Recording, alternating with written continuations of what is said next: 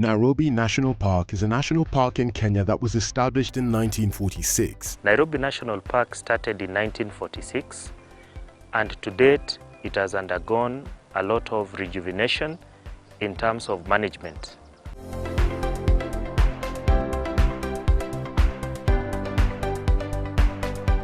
Nairobi National Park, one of Kenya's most fascinating parks, is located only a few kilometers from the city center, and JKIA is a haven that promises nothing short of adventure.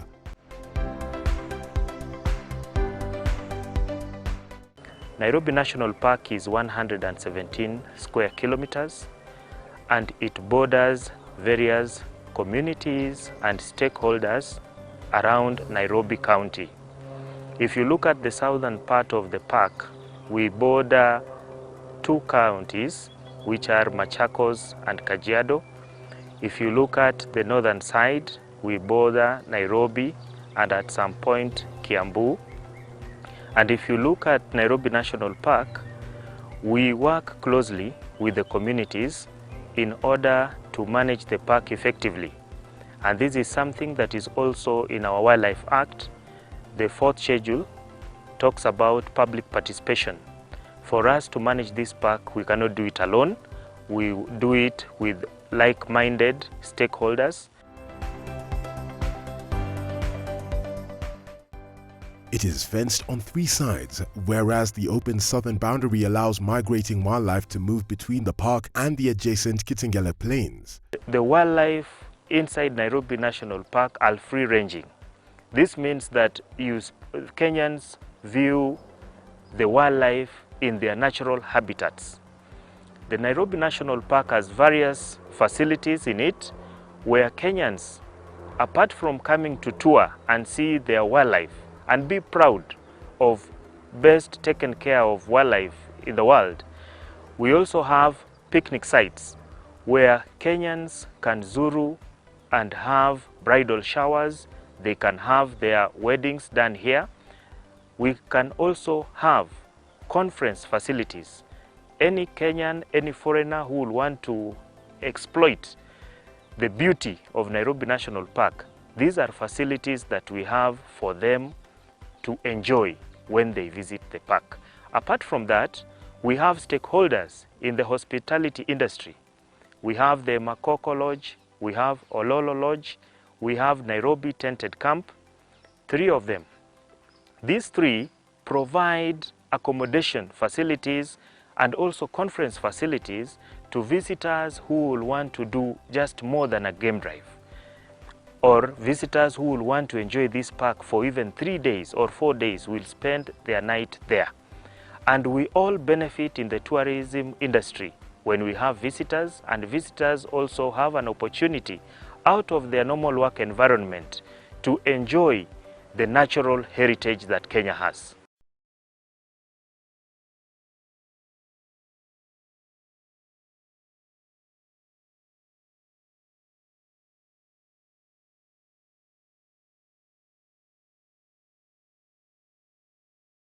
Nairobi National Park is the main tourist attraction for visitors to Nairobi. Hello, my name is Clay Gregory and I'm from Washington, D.C. and my wife and I came down for a vacation here in Kenya, Nairobi, and we came to the safari, to the national park, and I mean, it's been an amazing experience. First and foremost, just kind of bending around the corner, I mean, you see animals, and we both were like screaming in delight when we'd see a giraffe or we saw a rhino. I mean, it was just an amazing experience. And to know that it's only, 25, 30 minutes from our hotel, it's just, it's just very convenient and easy, and has been a life, I'll remember this trip for the rest of my life.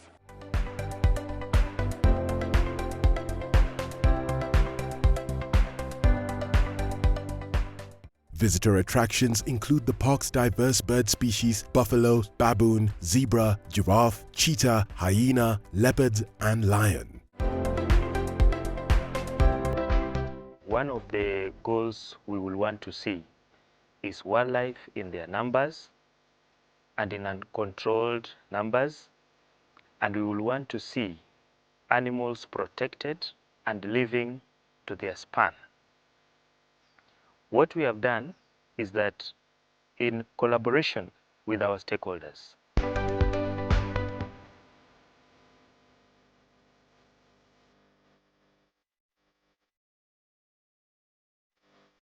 Nairobi National Park has been able to accommodate various kind of facilities like the eco lodges within the park. When a visitor comes from any foreign place or a Kenyan, for example, a domestic tourist, he or she will be able to see wildlife within the hotel or within the lodges. And he or she will be able to see wildlife that are grazing peacefully, wildlife in good health. They will be able to do, some visitors who come to these lodges also come to do something called education tours.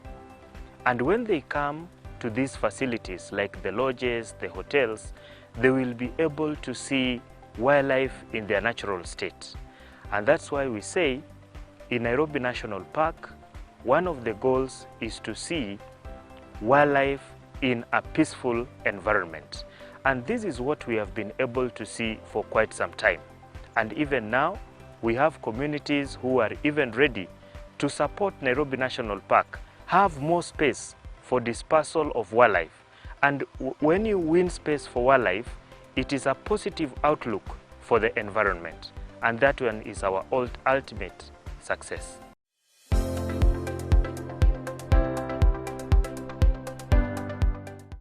Other attractions are the wildebeest and zebra migrations in July and August, the Ivory Burning Site Monument, and the Nairobi Safari Walk and Animal Orphanage.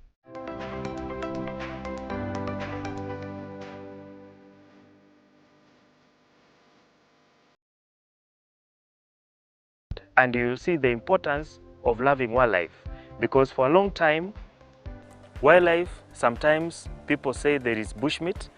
In Nairobi National Park, when you come, you will realize we take care of this wildlife in a great way.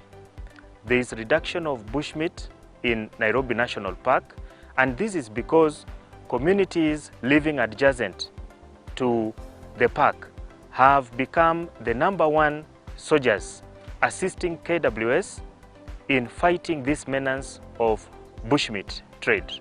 And going along the way, when you visit the park, you also get an opportunity of seeing various bird species. Some are migratory that are not resident to Nairobi National Park. And if we all do this, we are actually sharpening our arrowhead to ensure that we get the best value from your visit.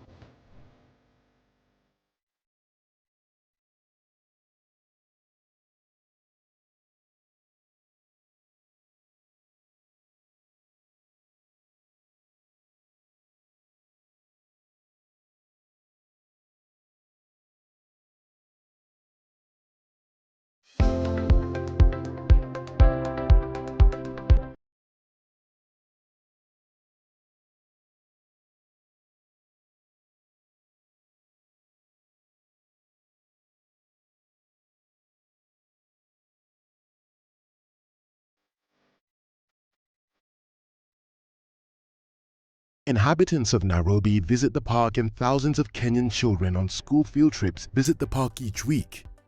Despite its proximity to the city and its relatively small size, it boasts a large, varied wildlife population and is one of Kenya's most successful rhinoceros sanctuaries. Management of tourism in Nairobi National Park is governed by marketing. We market our parks very well through the social media. We do a lot of sensitization to stakeholders that are in the hospitality industries, and they support KWS in the sense that when you have a lodge, and that lodge, they have their marketing team. Their marketing team, when they market Nairobi National Park, it creates synergy between stakeholders. And that is the action plan that KWS is doing to promote tourism within the park. We also ensure that everything we do is environment friendly. We employ the best ecotourism approaches in our facilities like the picnic sites. If you go there, you will realize most of the ground that is there, we have various trees. The facilities we have tried to limit the numbers of facilities we have for the sake of environment. So every development we do takes cognizance of the environment within Nairobi National Park. We have the customer care department that is charged with facilitating entry of visitors into the park, and also community tour guides. We have them here with us. We have the Nairobi National Park community tour guides who have their vehicles that support the domestic tourists who do not have vehicles to tour the park. And it has created a lot of success as far as tourism is concerned. If you look at the guides that Kenya Wildlife Service has employed, we have guides that carefully and skillfully guide the visitors in various points in the park to see the wildlife that they will want to have. And all this leads to the success that we will want in the long run.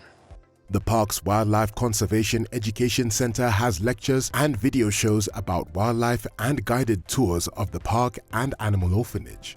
Visitors coming to Zuru na KWS Nairobi National Park will meet staff with various skills. When you go to the Nairobi Animal Orphanage and Nairobi Safari Walk, you will meet staff who are skilled in taking care of wildlife. You will meet the animal keepers. These are staff who have been trained to take care of a wildlife that has been rescued, or any wildlife that has been born and has lost the parent, and he or she will take care of that wildlife to its adult stage. When you come, you will also meet the security personnel at the gate who take care of the facilities, the visitors, and all infrastructure that is within their disposal. You will also get a feel, or you will be lucky to get maybe people doing translocation. You will have the capture team that is responsible for capturing of wildlife and releasing them to various ecosystems based on a well-coordinated action plan. So Nairobi National Park has various employees who are skilled in various aspects to support its functions.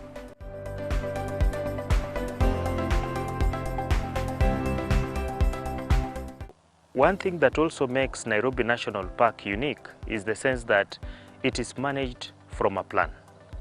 There is a management plan for Nairobi National Park that talks about 5 key programs.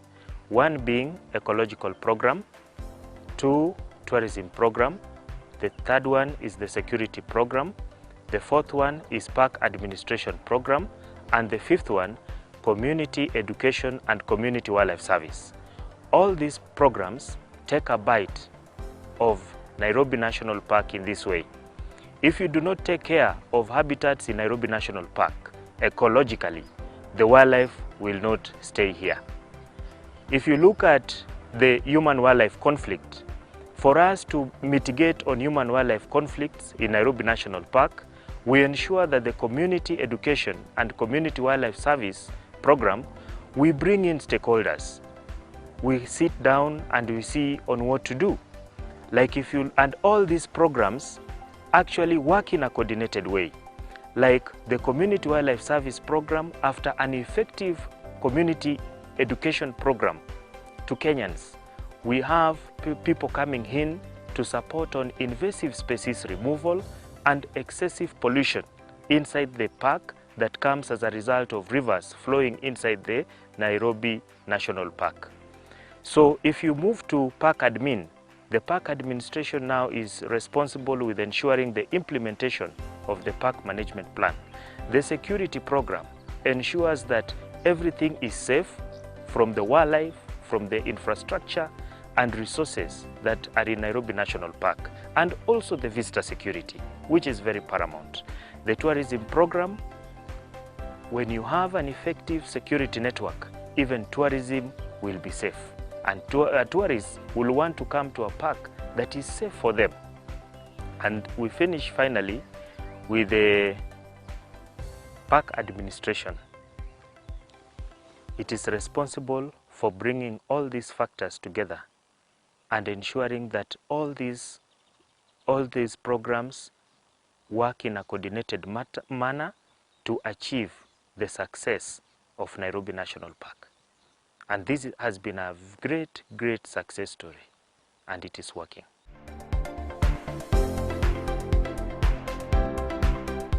There are places where you can alight and some places where you can't alight at the national park. Nairobi National Park is located in a capital city, and it is not common to have wildlife in a national park close to the city. And with all that, we have actually minimized a lot of human-wildlife conflict because of the mitigation measures that we have adopted. Being close to the city means the international conferences that happen, we become a facility to accommodate the conference attendees who come here to view the national park and have an opportunity to test what is in it, because it is heard all over the world that there is a park within a city. What makes it also unique is the sense of wildlife species that are in Nairobi National Park. The very helpful tour guides at the national park will guide you when it's safe to alight from the van. Clients visiting Nairobi National Park are very happy with what is happening in Nairobi National Park. And from our records, we have seen an increase of both the domestic and foreign visitors into our parks. This is a clear indication that the park is running in a good way, and as I had earlier mentioned, a good road network. When a visitor knows that he can come any time of the day, any time of weather, and access the park, this is a good encouragement to them. When they come to the park, they have someone to guide them inside. When they come to the park and they feel like they need to spend a night and go the following day, all the facilities are there for them to enjoy. From the beginning, we had amazing service, and the views were incredible. The tour guide was very knowledgeable, very friendly, very warm, very kind. The animals were beautiful. The grounds are gorgeous. We just had a really personalized experience here. And I highly recommend, if you're able to come and visit. This has been one of the highlights of my life. It's been amazing.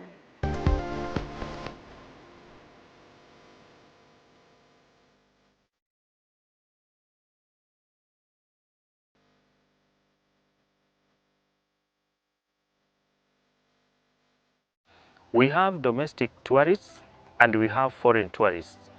All of them, for them to access the park, they must produce a verification document to show their country of origin. For non-residents, once they confirm their non-residents, they just pay the non-residents rates. And for the domestic tourists, they produce their IDs to show their country of origin, or if indeed their nationalities.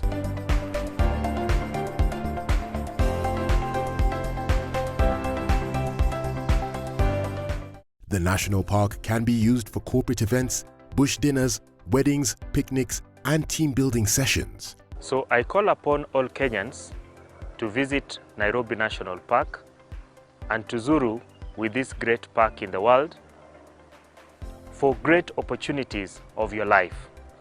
Let's not just sit at home and get bored. Let us come out. Residents, especially Ongata Rongai, there is a lot of jam on the road. This is an opportunity for you. Come Zuru the park from main gate as you exit Mbagathi Gate going home. And as you Zuru, you are going to see the facilities we have talked about. You will realize as you get, for a resident in Ongata Rongai or a resident of Kiserian, once you get to main gate and leave to Mbagathi Gate, you will see a picnic site, and you will realize you can do a wedding of your choice in that place. You will realize you can do a bridal shower. CEOs, managers of great companies, as you visit Nairobi National Park, you will realize you can do a conference inside a national park. Let's not only do conferences outside the parks, like in Nairobi, where it's a bit congested. Come to Nairobi National Park where there is no congestion and where you will have clean air and where you will actually do a lot of relaxation of your mind. The National Park is an adventurous space to enjoy with your friends and family.